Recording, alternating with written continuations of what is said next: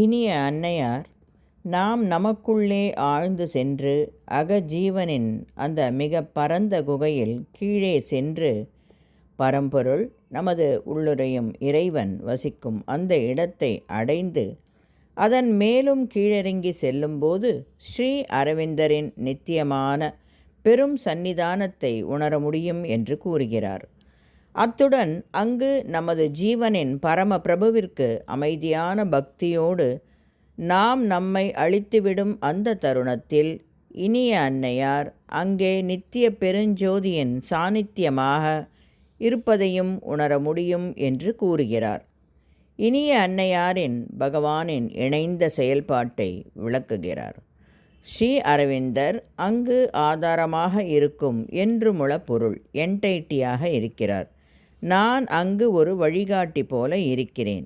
உண்மையில் அந்த ஒரே முற்றுமான ஒருமைத்தன்மை அங்கே இரண்டாக இருக்கிறது.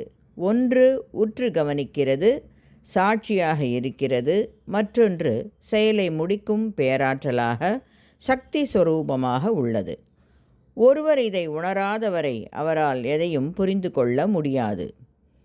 எவன் ஒருவன் என்னையும் ஸ்ரீ அரவிந்தரையும் உணர்கிறானோ, உண்மையில் அவ்விரண்டும் ஒன்றே என்ற தன்மையை உணர்கிறானோ, அவனுக்கு எல்லா தடைகளும் எல்லா கஷ்டங்களும் எல்லா சிக்க வைக்கும் கண்ணிகளும் சத்தியத்தை நோக்கி நடைபோடும்போது ஏற்படும் இடையூறுகள் என்று சொல்லப்படுகிற எல்லாமும் துடைத்து அழிக்கப்பட்டு நிரந்தரமாக நீக்கப்படும்.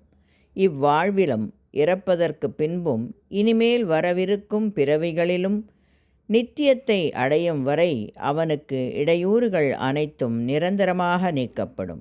ஏனெனில் பிரபு அவனுக்காக அனைத்தையும் செய்யும் சர்வ வல்லமை உள்ளவர்.